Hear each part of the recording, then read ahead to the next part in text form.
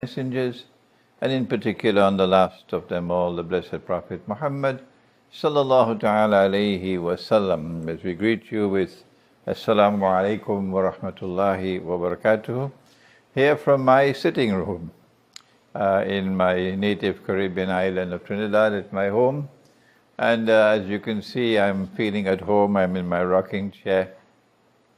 My student Shirazuddin Adam Shah, who passed away to Allah's mercy a few years ago, once gave me on the day of Eid a gift of this gown in the red color, because the Prophet ﷺ once wore a red gown, so it's sunnah.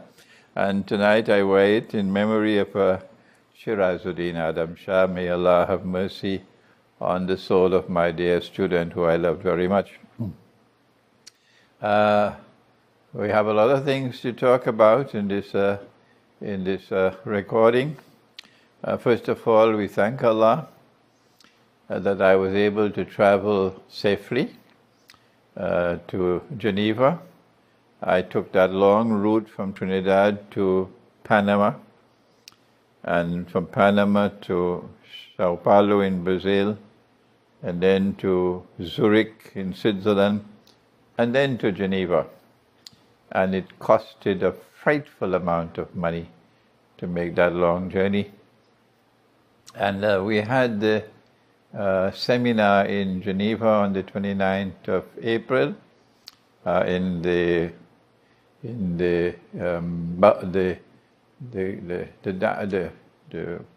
banquet hall, of the Salsabil restaurant in Geneva.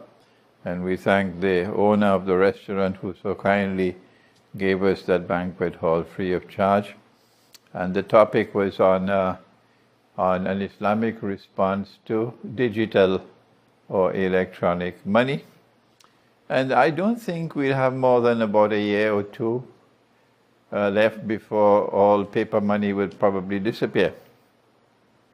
They're starting with the big notes first, and then they will move towards the smaller notes, and then eventually you will have no money except the money which is in the bank. And we warned in that seminar that once your money is in the bank, and the only money that can be used in the money system would be electronic money, then your money will be effectively imprisoned. And they can, if they want, freeze your account. They can take money out of your account without your permission if they don't like your profile. You understand what I'm talking about. The other thing they can do is to deny you a bank account. And then you're effectively out of the system.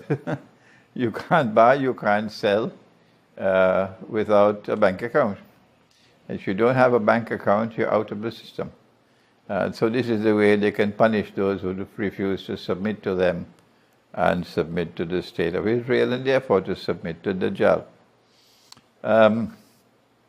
We are planning a brainstorming session here in Trinidad, probably in the first or the second week of November, probably on a Saturday, with lunch, which will be provided free of charge, and we spend a few hours on the subject of money, not just explaining the monetary system, but putting our heads together to try to formulate intelligent and appropriate responses to the challenge that we now face. This is going to be a private gathering, not open to the public.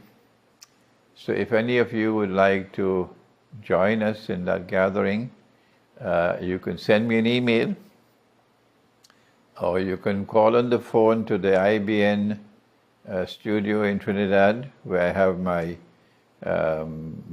session every Yawmul Ahad, or every Sunday morning. You can send an email to IBN as well. And it doesn't matter whether you are in Trinidad or out of Trinidad, you're welcome to join us for that brainstorming session on money, how to respond to the looming challenge, the dangerous challenge that awaits us when paper money is withdrawn from the market.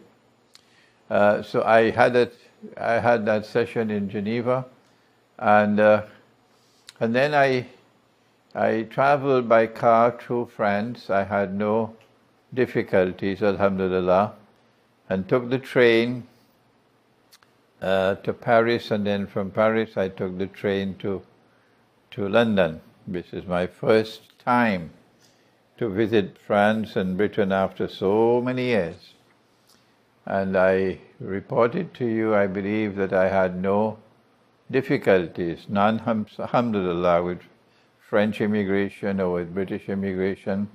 They treated me courteously, and I arrived safely in London, and found to my astonishment that I had thousands of students in Britain, and I had thousands of students in France that I was unaware of. And my students in London received me, and I had a very interesting time in London. Of course, I met with my grandson for the first time, Ayman, who is 3 years of age, a very handsome boy, and had a chance to play with my grandson. He's 3 years of age. I had never met him before because I had not visited Britain. And excuse me. And I had a session with my students. We had dinner and a discussion session in London. And then I went by car to Manchester, and over there in Manchester also, in a Pakistani restaurant, we met about 50, 60 of them, and we had a very entertaining evening together with dinner in Manchester. I went to a bookshop in Manchester, Islamic bookshop, and I found it flooded with publications from Saudi Arabia, and therefore it's a brainwashing event that's taking place now in the world, with the Saudis flooding the market with their publications, trying to brainwash people. So I have to enter a note of warning to you. Be careful, be careful. I also visited Birmingham, and I met in Birmingham with a British university professor who had just retired after spending her entire life in that career, academic world. And she wanted to take the Shahada, and I gave her the Shahada. She, mashallah, entered into Islam, and we had a little time spent together talking with each other. And I then returned to London. I then went back by train to France, and I was able to spend about 1 month in France working on my book. You know the book. It's the first of my books on Dajjal. I hope and pray that Allah will give me life long enough to be able to write, I hope, 5 books on Dajjal. The first one is entitled Dajjal, the Qur'an and Awwalul Zaman, or the beginning of history. And it's 99.9% completed now. But in the process of writing this book, and at the age of 75, I finally realized what I should have realized before, and which several people had warned about before. I remember Muhammad Asad warning that the Qur'an cannot be translated. No, it is not a book which can be translated. It's the divine word. And the divine word is limitless in its meanings. So you cannot encompass the meaning of a verse of the Qur'an in your language. No. So I realized, wait a minute, I have been making a mistake in attempting to translate the verses of the Qur'an, so I should stick to what has been done in the past. What they did was to explain the Qur'an. That's what they did for 1,400 years. People explained the Qur'an. The Qur'an was never translated until maybe 200-300 years ago. Only now we have translations of the Qur'an. But what we had in the past was explanations of the Qur'an. So you'll have the Arabic text, and then you have commentary or explanation. This is tafsir. So I'm going to be doing away now with translations in this book. And you'll have the Arabic text, and then you'll have in English an explanation of the verse above. That's what I'm going to do. I'm now doing that work with the text, and I will no longer be offering translations of any verse of the Qur'an. And may Allah forgive me if I've done it in the past unknowingly, that the Qur'an cannot be translated. So this is the first book on the Qur'an. Dajjal, the Qur'an, and Awwalul Zaman. And the most amazing discovery in this book is one that Allah guided me to while I was in France, while I was grappling with the subject of Dabbatul Ard. In the seminar in Geneva, I had said that the traditional meaning, understanding of the verse in Surah Al-Sad was that Sulaiman alayhi salam had died while sitting on his throne, holding on to his staff. And the Dabbatul Ard came like termites and were biting at the bottom of the staff. And when the staff lost its balance, then it toppled and the body toppled. And only then did the jinn know that Sulaiman was dead. This is the traditional understanding of the verse in Surah Al-Sad. And I asked my students, could you kindly go searching in the historical record? If the Prophet King died like this, there would be something in history to confirm what is said in the Qur'an, or what we understand the Qur'an to be saying. But we could find nothing in history that he died this way. Nothing. We're not concerned about which year he died. That's not important. We're concerned about how he died. Did he die this way? And it was while I was searching and pondering over this verse of the Qur'an, I returned to the methodology of my teacher, Maulana Fadlur Rahman Ansari, to go to all the verses of the Qur'an on this subject. And then Allah guided me to what I hope now is the correct understanding of the verse, that no, it was not Sulaiman alayhi salam who was sitting on the throne. It was someone else. Because Allah says, وَلَقَدْ بَعَدَ أَعُوذُ بِاللَّهِ مِنَ الشَّيْطَانِ الرَّجِيمِ وَلَقَدْ فَتَنَّ Sulaiman. And we tested Sulaiman, we tried him, we gave him an experience which caused him distress, fitna. What was it? وَأَلْقَيْنَا عَلَى كُرْسِيهِ جَسَدٍ وَأَلْقَيْنَا عَلَى كُرْسِيهِ جَسَدٍ. We placed or we cast on his throne a jasad. And it was while he was looking at that jasad sitting on his throne that he realized that this was going to happen in the future. This may have been a vision that he saw. Allah showed him a vision. And I realized that that jasad was Dajjal, who wants to sit on the throne of Sulaiman alayhi salam, meaning the holy state of Israel. He wants to capture the holy state of Israel in his name and then declare himself to be the Messiah. And it was he who was sitting on the throne, and then Dabbatul Ard came. While he's sitting on the throne and he's holding on to the staff, the jinn who are commanded by Allah to work for Sulaiman alayhi salam, And if they don't, they'll be punished. This is the command in the Qur'an. The jinn were not aware that this is not Suleiman on the throne. They were not aware. And so they kept on working. And they are still working to this day for that person who is on the throne, sitting on the throne, that imposter, that Jasad. And Israel is benefiting from it. The Judeo-Christian Zionist alliance is benefiting from the jinn. That's why they have had such successes so far. And the scientific and technological revolution is unfolding such amazing things before our very eyes. Yeah.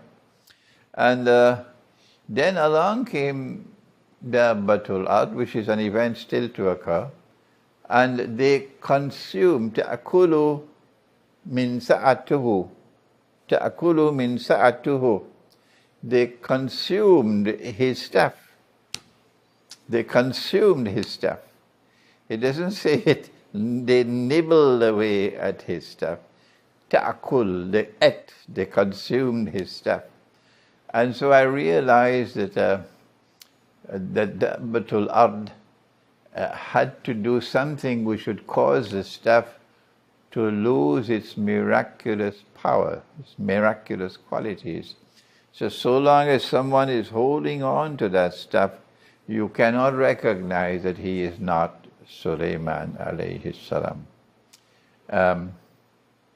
When the stuff lost its miraculous quality because Dabbatul Ard destroyed it, only then the stuff crashed, and then the jinn realized that this is not Sulaiman, which is an event still to come.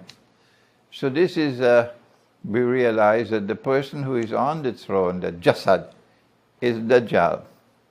And I think this is the most important point made in that book. And we thank Allah, and Allah knows best. So this book, I hope probably in another week or two, I should complete it. I thank those students of mine who have been helping me with proofreading, and Hasbullah, who've been helping me with the verses, with the tafsir of the Qur'an and the seerah and so on, searching for references. The second book is entitled From Jesus, the True Messiah, to Dajjal, the False Messiah, A Journey in Islamic Eschatology. And I think I have completed about half of that book already. So I will now proceed, after this book is completed, to return to that book, inshallah, hopefully within a few months, to complete that book as well. And then comes the third book, which is going to give me a headache, which will be on Dajjal and money. This is so important because the world of scholars of Islam do not know modern international monetary economics. So they don't have a clue where has paper money come from. But they still give fatwa, of course, which is false, which is wrong. And I cannot convince them that this paper money is bogus, it's fraudulent, it's haram. So many of you already realize that. And outside of Islam, there's so many scholars in the world, non-Muslims, who already recognize that. But our world of Islamic scholarship is still asleep.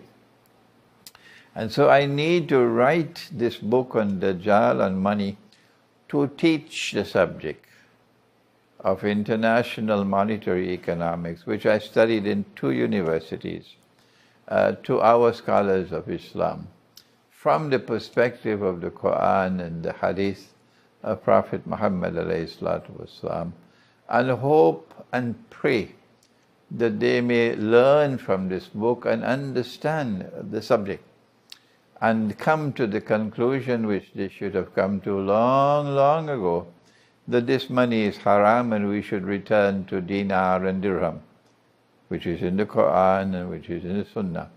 So this is my book on the Dajjal and money, and it is a difficult book to write because I have to write it with a simplicity of style and clarity, to break down complex things monetary history and present it in a way that it could be understood by those who have a classical Islamic training. It doesn't matter whether they are Shia or Sunni. Both of them don't know the subject. I know, I've met with them. I've met with the Ayatollahs. They don't know the subject. So that's the third book. The fourth one will be on Dajjal and women, and there'll be many women who are going to be very surprised and upset because they are brainwashed. So many women of the world today are brainwashed, including many of our Muslim women are brainwashed. I love the French expression for brainwashing. It's called lavage de cerveau. Lavage de cerveau. This book on Dajjal and women will have to take up the issue of gender, of the philosophy of gender, what is gender, and the functional role of men and women in society and so on, and then explain the modern feminist revolution to show how it is turning what Allah has created upside down. It's going to be a difficult book to write, and I don't know how long it will take, but I know I have many people who will help me in writing that book. I'll be able to get help from many people in writing that book, as well as a book on money, because these two subjects are now fairly well known by those who are not scholars of Islam. And then come the last book of the 5. May Allah give me life long enough to write it, which is Dajjal, the Qur'an, and Akhirul Zaman. The book is already here in my head. It's just a matter of sitting down and writing it. And in this book we'll be able to bring out everything that is there in the Qur'an pertaining to Dajjal and Akhirul Zaman.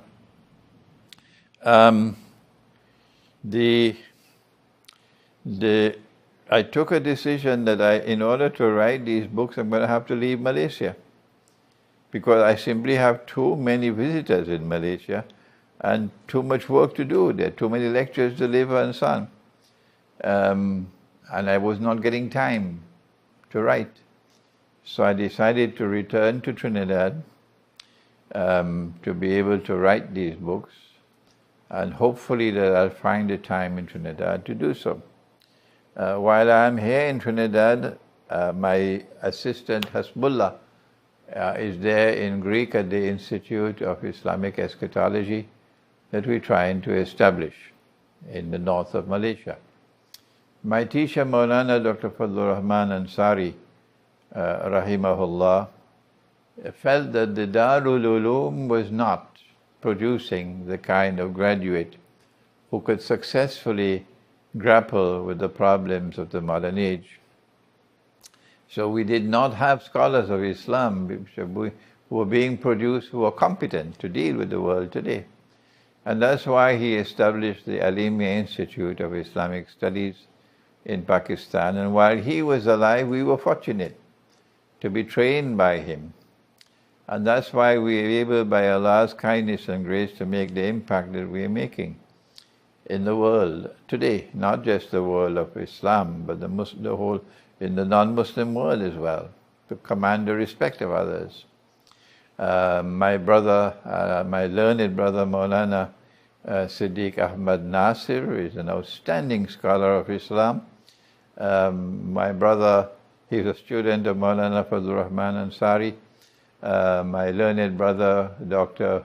Abul Fadl Mohsen Ibrahim, who is in Durban, South Africa, an outstanding scholar of Islam, but his field is Islamic medical ethics. He's devoted himself to that field. My learned brother is like a diamond of a scholar, Sheikh Ali Mustafa, is in Holland at this time, and hopefully he'll be leaving Holland and coming to join us in Trinidad. These were students, Maulana Dr. Wafi Muhammad, who is here in Trinidad. These are students of Maulana Fadlur Rahman Ansari, rahimahullah. Since he died, however, we don't have that caliber of graduates coming out of the institute in Pakistan. But the important thing is that Maulana Ansari concentrated on quality, not on quantity.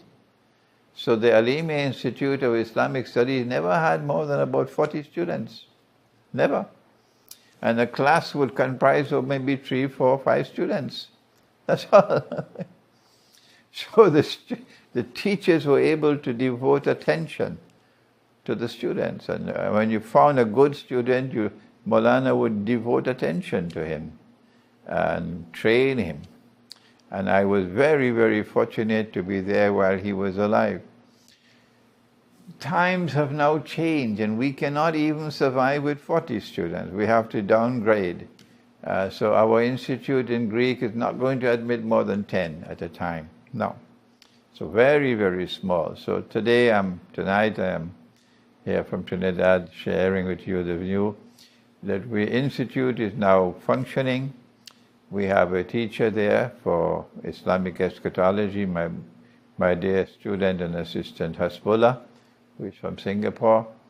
And I'm inviting you now, those of you who would like to study.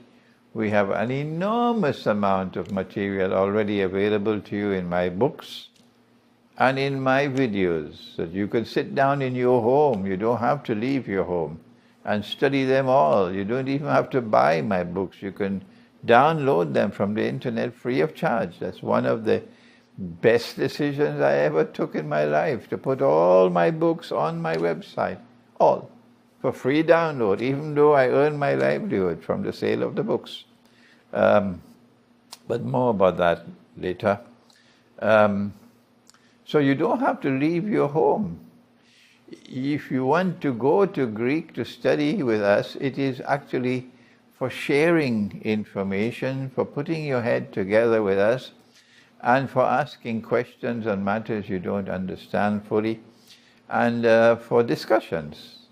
And for that, you don't need to spend a year, 2 years. No, if you can come, you have a visa for 3 months, yes, you come with a tourist visa. And you don't pay for accommodation, no. You don't pay for classes, no.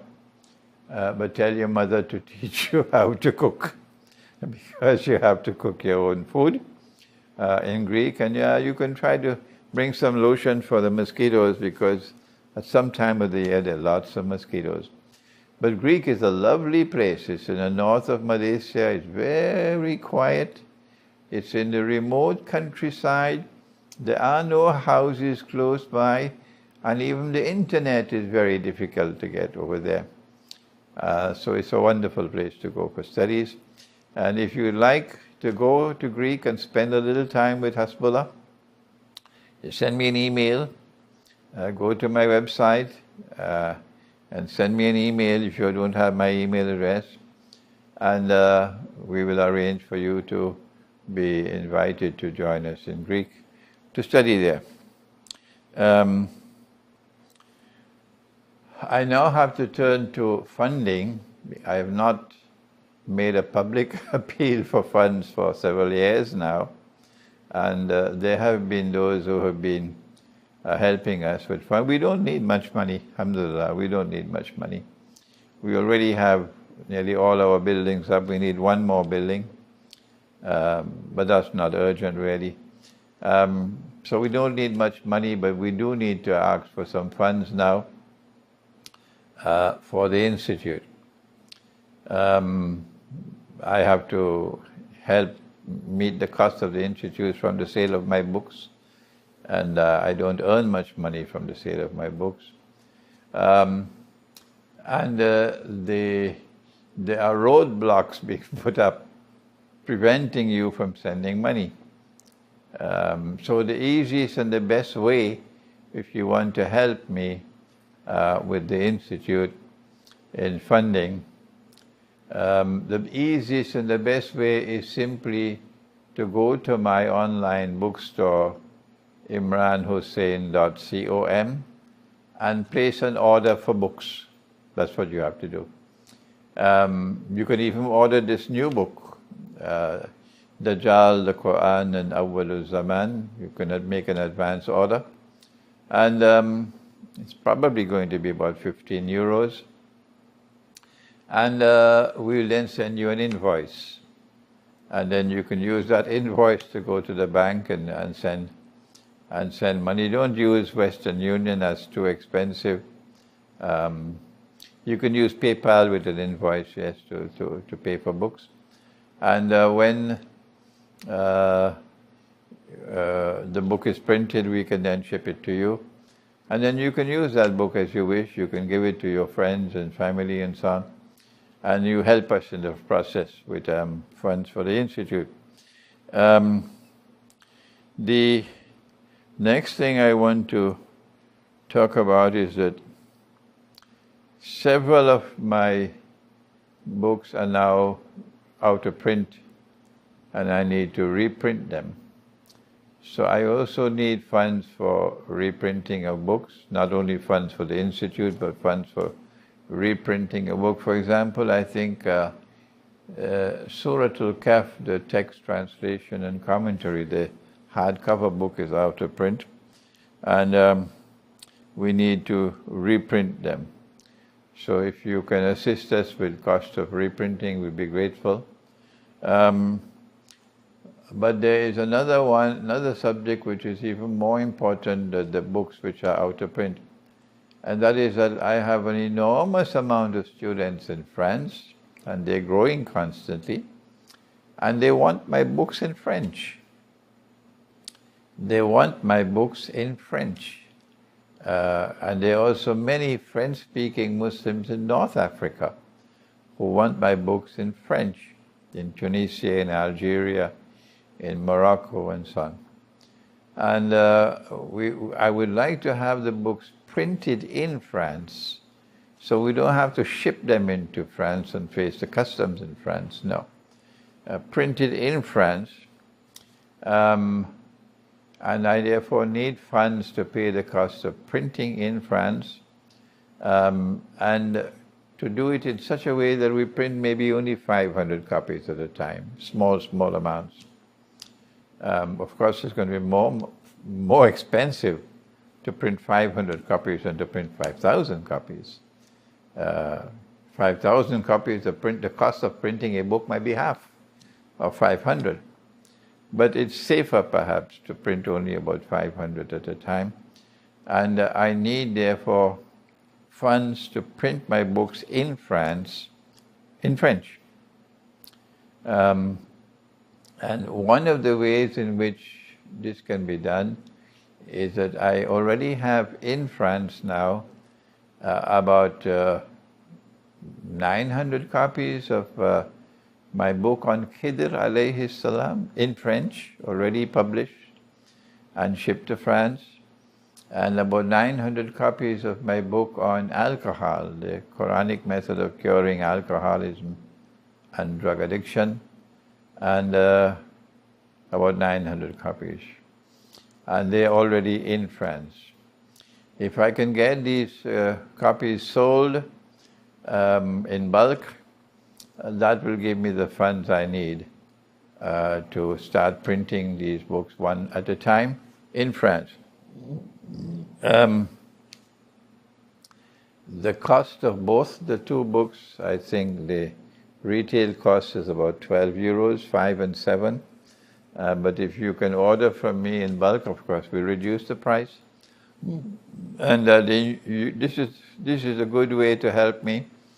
If I can sell, say, about 500 copies each, you can buy 50 copies, and then you can distribute them to those who are hungry for this knowledge. You can give them to scholars of Islam in France and so on. This will be a great help for me. So remember these two books, the book on Khidr, In Search of Khidr's Footprints in Akhir Zaman, which is translated to French and published, and the Quranic method of curing alcoholism and drug addiction, the new edition, which is also translated to French and published, and we have the copies already in France. So this is the most urgent one at the moment. If you're in France, or if you're in Belgium, if you're in Germany, and you want to help me, please send me an email that you like to order so many copies of these two books to help me to meet the cost of printing about 10 other books I really have now in French, so that the books can go on the market in French to the French-speaking people who are hungry, really hungry for this knowledge. They want to read my books in French. I want to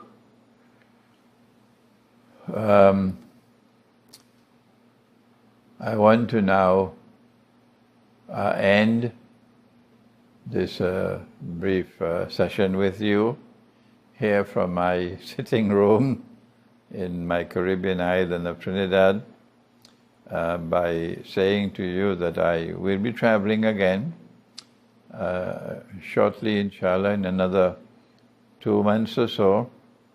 I hope that I'll have no problems with British immigration and French immigration. Switzerland is now becoming too expensive. It's frightfully expensive. We cannot afford to rent a hall in Switzerland for the seminars. And when you come to Switzerland, the cost of hotels is so prohibitive. And since I've had no problems with British and French immigration, we can now probably have our sessions in Britain and France rather than in Switzerland. But these will not be public events now. I do not want to provoke any response. So what we'll do is organize private gatherings, small gatherings, and if you'd like to join us in a seminar, you just simply stay in touch with me by email if you're in France or in Britain. And my students in France and in Britain will organize these small gatherings, maybe 20, 25 people, and we sit down one evening, we'll have dinner together, everybody will cook and bring some food, and I spend the evening with you, informally. This is how it'll have to be done in France and in Britain, but you'll enjoy it this way better than to have 200 people in the hall. If we're only 25 people and we have a few hours together in a sitting room and it's an informal session, it's going to be more enjoyable, yes, I tell you. So look forward to this, inshallah, in the next 2-3 months in Britain and in France. And I hope, inshallah, you'll be happy to hear this in Pakistan, that I'll try to make a visit to Pakistan as well, provided I have no problems in entering Pakistan. Pakistan is going through an even more dangerous phase of its existence than it has experienced before. And I'm happy to see that the leadership, that people of Pakistan are forcing their leadership now to take more intelligent decisions concerning Pakistan relations with the outside world. But still, there's more to be done, and Pakistan needs to do more to be able to put itself in a better position to be able to face the challenges which lie ahead. The problem with the leaders is they're not people who have spirituality in them. They don't have religious knowledge in them. No. And whether they are sincere or insincere, you have a better understanding than I do about them. And they need, therefore, to listen to the advice and guidance of those who have the knowledge that they don't have, and who are able to guide spiritually as they cannot, so that Pakistan may benefit from such guidance, and that the policies of the government of Pakistan would reflect the feelings and the heart of the people of Pakistan, who have their hearts in the right place, of course. So if you're in Pakistan, I hope I'll be able to visit you sometime in the next few months. And I look forward, inshallah, to completing this book on Dajjal, the Qur'an, and the beginning of history, or Awwal Zaman. And you can already go to my bookstore and start ordering the book in advance. It should be about £15, sorry, not 15 euros, £15 per copy. It's going to be just a little bigger than my book on methodology for the study of the Qur'an. Just a few pages more than that, perhaps. So thank you very much for being patient with me, and I'm making this appeal for support and for funds now for the Institute, for printing of my books. Oh, I forgot, for travel as well. I need to travel not only to Pakistan, I need to travel to Belgrade in December. I need to be in Belgrade because my book on methodology for the study of the Qur'an has been translated to the Bosnian Serbian language and published in Belgrade. Alhamdulillah, alhamdulillah, alhamdulillah. With an excellent foreword written by Professor Branko Ravic, who was a professor of law, distinguished professor of law of the University of Belgrade, and my dear friend, Professor Branko Ravic. And I have to be there in Belgrade, inshallah, for the launching of the book in December. So I need funds to pay the cost of travel, to pay for hotels and so on. And whenever I have made an appeal for funds, Allah always sends it for me. Alhamdulillah. So this time as well, I have not made an appeal for funds for several years now. And I hope and I pray where these words reach you, wherever you are, that you can respond by making orders. This is the safest way. If you want, you can send money directly and hopefully it will reach me to the bank account. You can just send me an email. But if you have problems in sending money, then the easiest way would be to make a big order for books. And then we send you an invoice, and then you can send that, you can pay through PayPal or through a bank account. We pray that Allah may bless you all, inshallah. Well, thank you very much. Oh, finally, this recording is being done in my home. And we have equipment that we didn't have before. Excellent equipment now to record here in my home. And this is because of a kind donation from Canada. So we thank you, Canada, for your kind donation, through which we're able